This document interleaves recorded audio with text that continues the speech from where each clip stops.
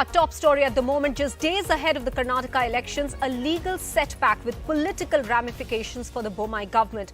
The government's decision of scrapping the 4% quota for Muslims in the state has been put on hold till the 18th of April.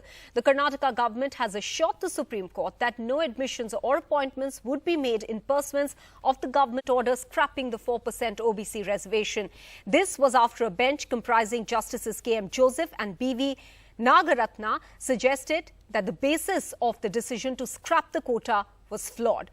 Veera Raghav is now joining us with more perspective on this. Veera Raghav, what could be the political ramifications, especially ahead of the elections?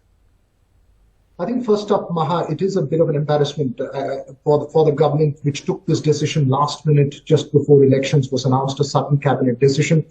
If it was aimed at creating a poll narrative, I don't think that's happened on the grassroots as well.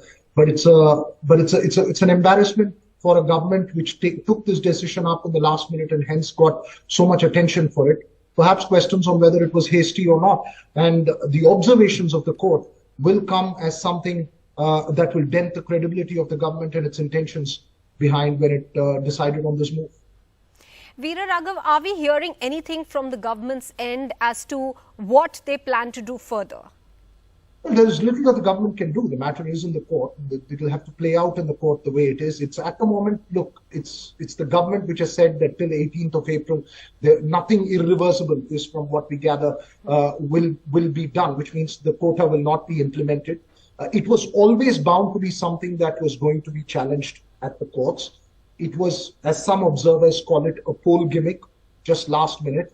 And as I pointed out, the narrative, it has not been the central theme in an election narrative, primarily because of the social realities of Karnataka. So as far as the government is concerned, they can do little but to wait for the case to take its own course in the Supreme Court. All right. Veera Raghav, many thanks for joining us with all those details. Now, while a public show of anger by aspirants denied tickets continues to plague the BJP in Karnataka, with 18 sitting MLAs who have now been denied tickets in the second list, the Congress seems to be struggling too to put out its third list, doing a tough balancing act between supporters of two competing leaders.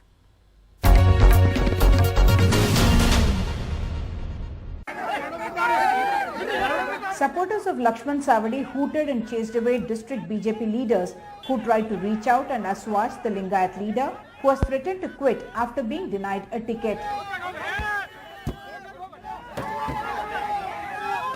After the BJP released its second list of 23 candidates, as many as 18 sitting MLAs have been forced to sit out this election. Among them, BJP MLA Madal Virupakshappa, himself a Lingayat, is resentful that he was raided by the Lokayukta despite a Lingayat being Chief Minister. And there's more trouble with BJP MLA MP Kumaraswamy and MLC R. Shankar also quitting the party. With no candidate announced for Hubali seat yet, influential Lingayat leader Jagadish Shettar can still be hopeful. He has said he would contest even if the BJP denies him a ticket. Chief Minister Basavaraj Bommai, who went to visit Kollur Moogambika temple, could not land without some literal firefighting near the helipad. But Bommai dismissed dissent in the BJP as insignificant while pointing fingers at the Congress. ಇದೆಲ್ಲ ರಾಜಕಾರಣದಲ್ಲಿ ಚುನಾವಣೆ ಸಂದರ್ಭದಲ್ಲಿ ಈ ಕಡೆಯವರು ಆ ಕಡೆಯವರು ಈ ಕಡೆ ಬರೋ ಚಾನ್ಸ್ ಇದ್ದೇ ಇರ್ತದೆ. ಅದರ ಬಗ್ಗೆ ಏನು ಬಹಳ ದೊಡ್ಡ ಬದಲಾವಣೆ ಏನಾಗಲ್ಲ. While the BJP has announced names for 212 assembly seats, the Congress has released for 166, while the JDS has named 93 nominees. We are already shortlisted, discussed, CAC is cleared. There is no confusion. The confusion is in Bharatiya Janata Party. Now see the TV, how many people are resigning in Bharatiya Janata Party. Rebel trouble for the Congress too, as a prospective candidate for Puttur constituency reached the party headquarters along with his supporters, demanding that the party should not give the ticket to a turncoat. And there has been an Udaipur resolution saying that once a new person comes from another party, they need to be in the party, work for the party for 5 years, and only then they will be accommodated or given a ticket. JDS leader H.D. Kumaraswamy says his party was ready to welcome many into its fold and he would announce his second list soon. ಅದರಲ್ಲೂ ವಿಶೇಷವಾಗಿ ಉತ್ತರ ಕರ್ನಾಟಕ ಭಾಗದಲ್ಲಿ ಏನು JDS ಮುಳುಗೆ ಹೋಗಿದೆ ಅಂತಕ್ಕಂಥದ್ದು ಇತ್ತಲ್ಲ, ಅಲ್ಲಿ ಎಲ್ಲಿದೆ ಪಾರ್ಟಿ ಅಂತ.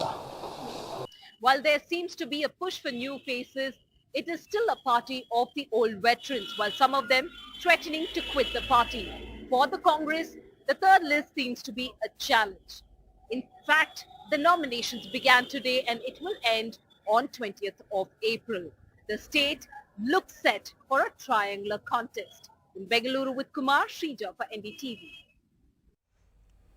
Let's move on now. JDU leader and Bihar Chief Minister Nitish Kumar met left party leaders today to take forward the opposition alliance talks for 2024, even as Sharad Pawar is meeting with opposition leaders with the same objective, to forge an anti-BJP alliance.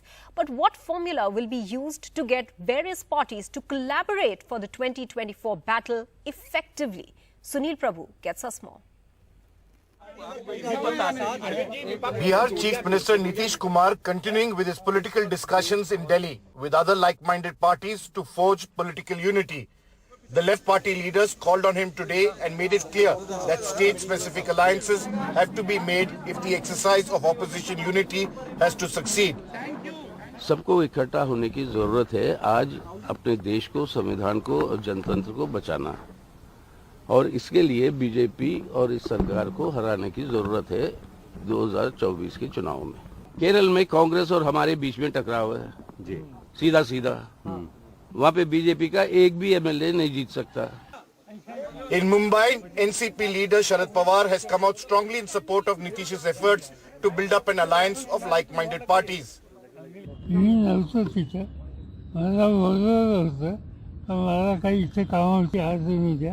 मी उद्या दिल्ली जाऊन त्यांच्याशी भेटेल, पण त्या सगळ्याला आमचं सरकार जे आहे पाठिंबा. Nitish has been tasked after the joint meeting to try and bring political parties, especially those like Mamata Banerjee's TMC, the KCR's BRS in Telangana, who want to remain equidistant from the Congress. AAP has come out in support of opposition unity, but it's still not clear how this will play out in states like Delhi and Punjab, where it's in power. The BJP, however, has attacked both the Congress and Nitish for their unity efforts, calling it a non-starter. ये कांग्रेस डूबता हुआ जहाज है। अभी देखा आपने कि राजस्थान में क्या हुआ, जहां 5 वर्षों से उनकी सरकार है। सचिन पायलट अपनी सरकार के खिलाफ अनशन पर बैठे हैं। बिहार में एक बाई इलेक्शन ठीक से जीत नहीं पाते हैं। तो आप देश का नेतृत्व करेंगे, देश के दलों को एक करेंगे, कौन आपको स्वीकार करेगा? Forging opposition unity is easier said than done. And as pointed out by the left parties, it should be state-specific and later look at the big picture and opposition unity. With camera person Rakesh, Sunil Prabhu, NDTV. Now, NCP Supremo Sharad Pawar is set to meet Mallikarjun Kharge and Congress leader Rahul Gandhi in some time from now. This is an attempt at forging opposition unity ahead of 2024. Sunil Prabhu is now joining us live with more details on this. Sunil, how significant would you say is this meeting, considering Sharad Pawar has taken a view different from the Congress on issues raised in Parliament this budget session by the opposition? Very significant because Sharad Pawar, as you know, is a veteran in Indian politics and has played a critical role in coalition governments. He has friends across political parties, be it in the BJP or for that matter in various other political parties. Naveen Patnaik, for example, K. Chandrasekhar Rao, Mamata Banerjee, and a whole host of other leaders who he has at some stage or the other worked with them in his over 50 years of political life. So definitely he plays a critical role, but what has been pointed out consistently by various political parties who have also played a critical role in forging opposition unity, that this alliance should be state specific. For example, in Maharashtra, it should be confined to the MVA, which is the Uddhav Thackeray faction of the Shiv Sena, NCP, as well as the Congress and other like-minded parties to take on the BJP and the Eknath Shinde faction. And like that, in state after state, wherever there is a possibility of an alliance, it should work out, because the critical issue, of course, will be to forge broad opposition unity. That is okay at a national level once Lok Sabha elections are over, but on the ground, you need to be able to have alliances with like-minded parties and ensure that winnability is the criteria in this make or break 2024 Lok Sabha elections. All right, Sunil Prabhu, many thanks for joining us with those details. Turning our attention now to Uttar Pradesh, in a sensational encounter this morning, former MP and gangster Atiq Ahmed's son Asad was killed in an encounter by the UP police in Jhansi. He was wanted in the brazen murder of lawyer Umesh Pal in Prayagraj in February.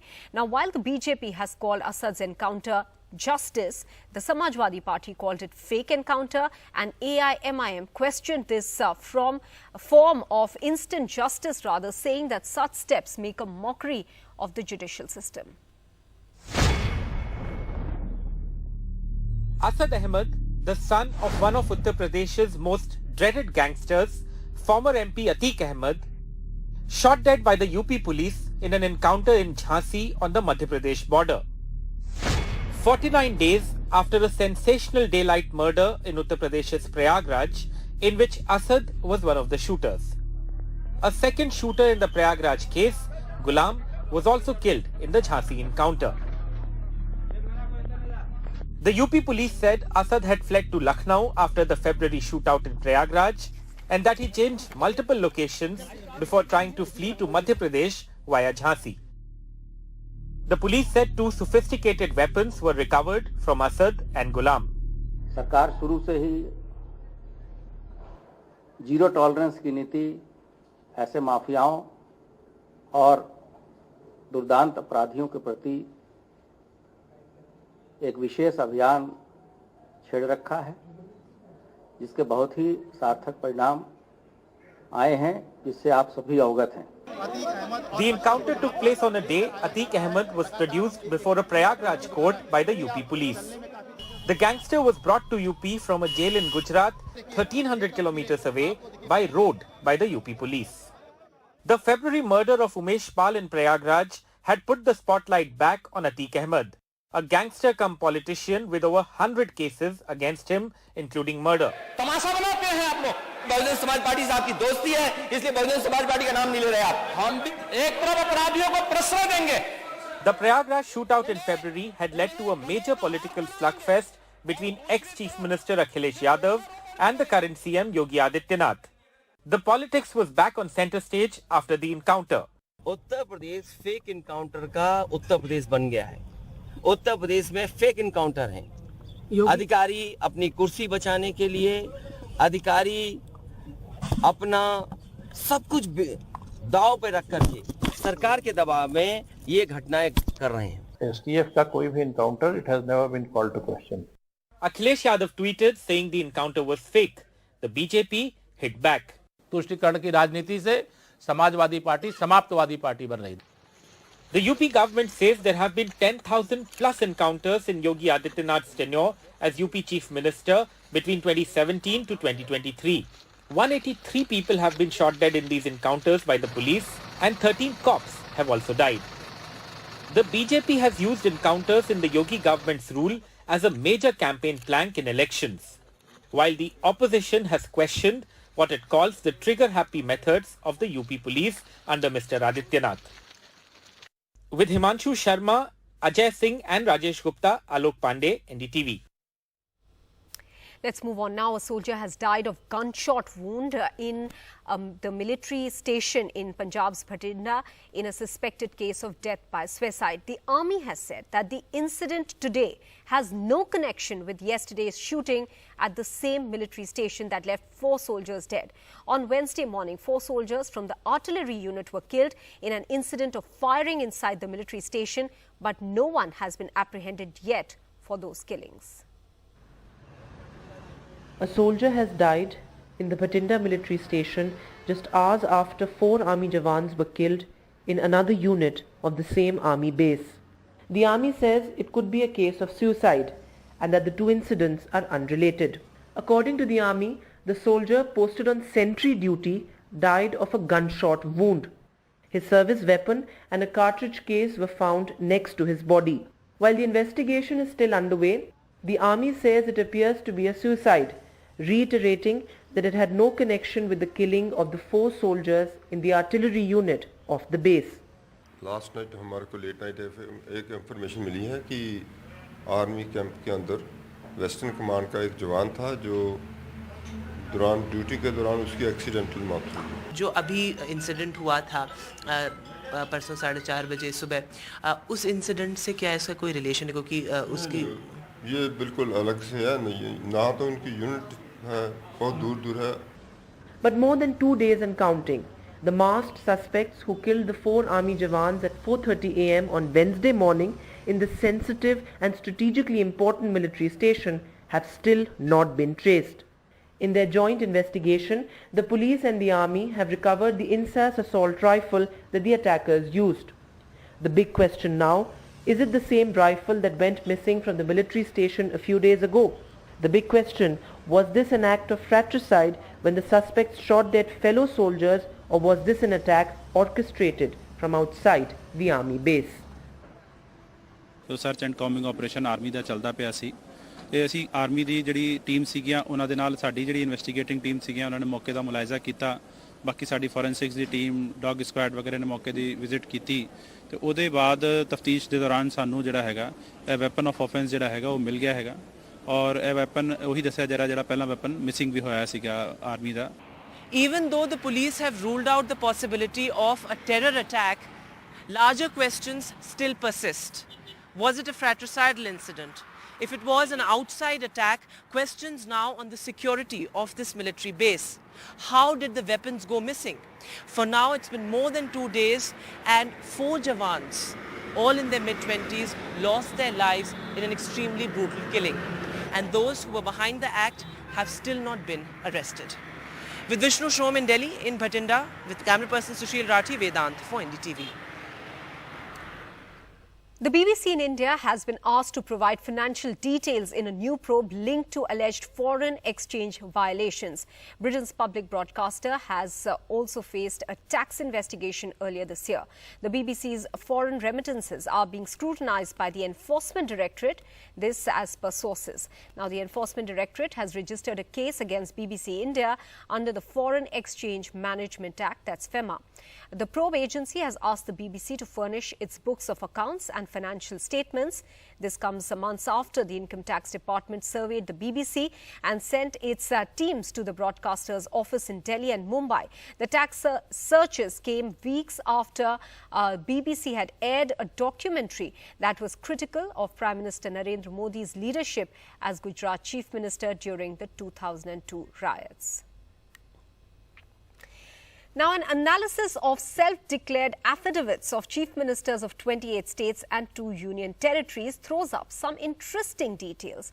Only one is a woman and also the only one among all these who is not a crorepati chief minister.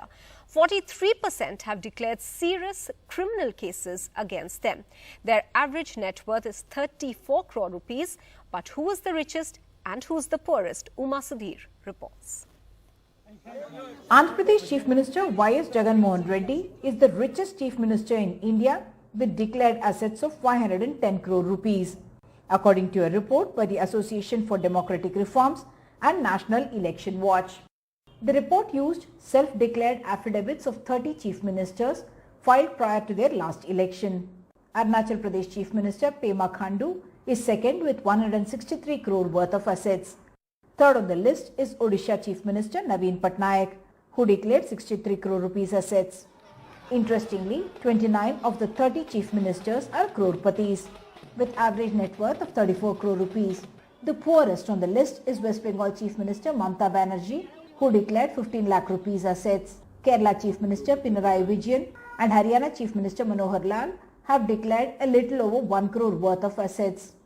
Telangana Chief Minister K. Chandrasekhar Rao has declared liability of over 8 crore rupees. Karnataka Chief Minister Basavaraj Bommai over 4 crore rupees and Maharashtra CM Eknath Shinde's liabilities stand at over 3 crore rupees. 13 of the 30 Chief Ministers have declared criminal cases including murder, attempt to murder, kidnapping and criminal intimidation. 11 out of 30 CMs are graduates. 4 hold professional degree, 9 postgraduate and 1 is a doctorate. 3 Chief Ministers have passed 12th grade. Only 1 is 10th class pass. In Hyderabad, Uma Sudhir, NDTV. Let's get you some business news now. Auto sales remain at multi-year lows except passenger vehicles, and this is the data for 2022-23, where two-wheeler sales are below the 2014-2015 level. Three-wheeler sales are below the 2010-2011 level. Commercial vehicle sales are below 2018 to 2019 levels, though overall passenger vehicle sales have surged above the pre-pandemic levels. अगर आप previous peak के मुकाबले देखेंगे तो यह काफ़ी गिरावट है, तो ये कंसर्न रहेगा और ये लार्जली गिरावट एंट्री लेवल व्हीकल्स में है, तो ये कंसर्न रहेगा और ये हम लोग इस पे थोड़ा फोकस करते रहेंगे, पर ये कंसर्न रहेगा। कोई आकलन है क्यों इतनी बड़ी गिरावट हुई है? नहीं, लार्जली कॉस्ट इंक्रीज हुआ है पिछले कुछ सालों में। कॉस्ट इंक्रीज जो व्हीकल्स में हुआ है तो काफ़ी एंट्री लेवल में उसका काफ़ी फर्क पड़ता है, व्हीकल इंक्रीज जब पड़ता है, और इंश्योरेंस भी आपको 5 साल का इंश्योरेंस अपफ्रंट लेना पड़ता है, तो इस कारण थोड़ा सा चैलेंज रहा है एंट्री लेवल व्हीकल्स में।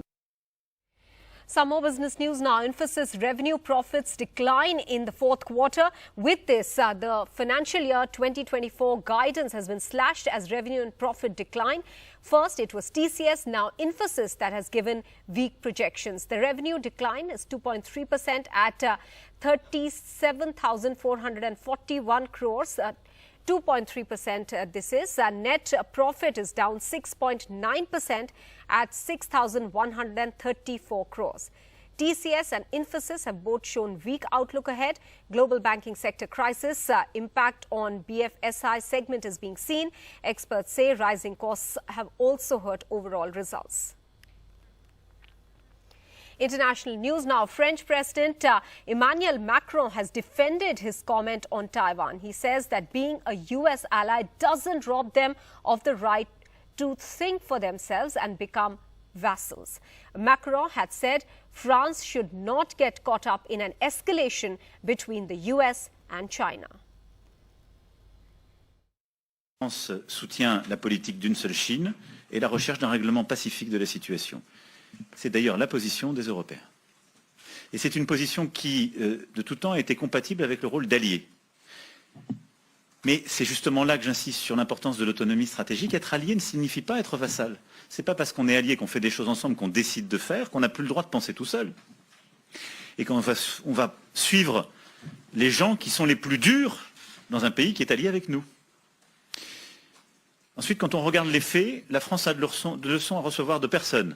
Ni sur le théâtre ukrainien, ni sur le théâtre sahélien, ni sur le théâtre taïwanais.